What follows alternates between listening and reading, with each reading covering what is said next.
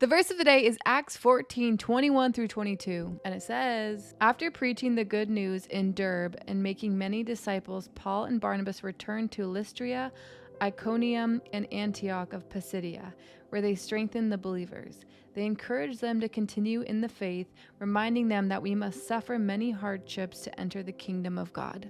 To give a little context, Paul and Barnabas had just preached in a town called Derbe, and it didn't go according to plan. They healed a crippled man, and the people there were like, whoa, who are these gods? They were looking at Paul and Barnabas as gods, and then they actually bought flowers and certain things to sacrifice to the apostles as if those were the gods. And Paul and Barnabas were like, no, what are you doing? We're not God. It's the God in us that's doing these miracles. And at the end of that story, some people entered the picture that had a problem with Paul and Barnabas and ended up stoning Paul. So much so that they thought Paul had died and they dragged him out. Little did they know he wasn't dead, and he got back up, and him and Barnabas actually then went to another town, the towns that we mentioned in today's verse, to continue preaching. So you can imagine how much crazy belief it takes in knowing of what God did in Paul's life for him to stand up after being stoned and continue to fight the good fight. I think the timing is brilliant too, because right before today's verse, Paul was stoned. And today's verse talks about how they told the people they must suffer many hardships in order to enter the kingdom of God. So back in the day, preaching the good news wasn't as free as it is today. And I think that's a really important thing to remember of the freedom we have, freedom in religion and to have relationship with Jesus the way we do, freedom to speak about the relationship that we have with Jesus today. And it's even not allowed in different countries. And so the freedom to speak about Jesus, if you have that freedom, is so important to hold on to, because it didn't used to be this way.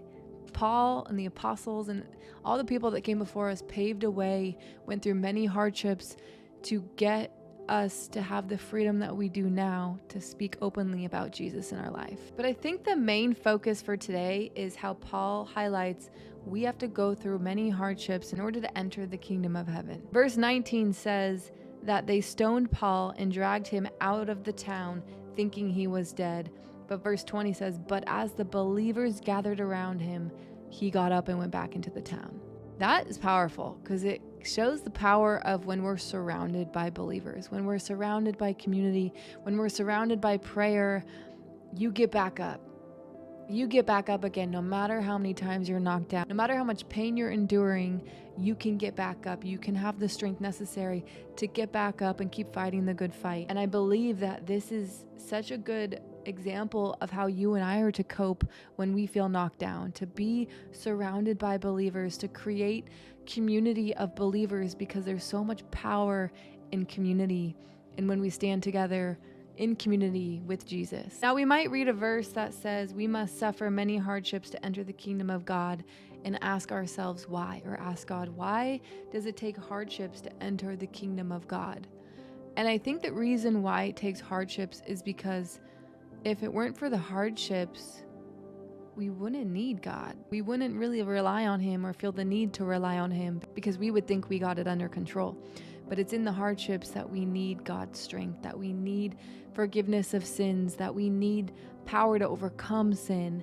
And so it's in our weakness that we enter the kingdom of God, because that's where dependency is. That's where we need the kingdom of God to take over and move through our life. I think we need to remember too, we live in a hard world. We live in a world full of sin, evil, destruction, chaos. And so the reason why we have to go through many hardships is because we live in a sinful world, but we're not of it if we have Jesus. We're not of it if we believe in Jesus. So we get to overcome the hardships through Jesus, because we learn that it's only through the power of Jesus that we can access heaven. If it weren't for what Jesus did, you and I couldn't bring heaven to earth. We wouldn't have the personal opportunity to bring heaven to earth, because we wouldn't have Jesus' spirit living within us. But because we do, you and I now get to be vessels of heaven. And a lot of times it takes being aware of our lack to see God's power show up. A lot of times it takes the pain of the world, because we live in a painful world, to see how God redeems it and restores it and uses it for good. I mean, if you think about Paul's life, that would make a lot of people, I think, if they were witnessing Paul's life in front of their eyes, question the validity of God in a good way. Be like, wow, Paul is making me question a lot of things. Is God real? Because if this man used to murder people and now he's running after God even after he's being stoned close to death, there must be something significant in what he experienced. The perspective that we live in a fallen, sinful, hard, difficult, painful world is so important, because that's why hardships are here. God doesn't just want us all to have hardships. His plan wasn't for us to fall into sin. Us as humans, that's our nature, so we did that on our own. And because we did that on our own, he had a redemption plan. Jesus came to redeem the disobedience of us and took all of the disobedience and killed it on that cross, so now you and I can have forgiveness. So when we look at the hard things in the world and the struggles that we experience, it's not because God is a bad person. It's not because God isn't good. It's because the world isn't good.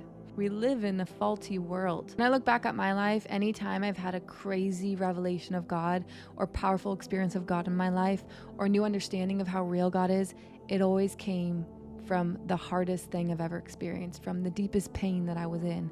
And he takes that pain and he brings it to purpose, because it's through our pain that we're able to see God show up in a radical way. So lean on God in the midst of your pain, and remember, the pain doesn't mean you're doing anything wrong. It's just an invitation to run to God in the midst of your pain, because it will make you stronger, okay?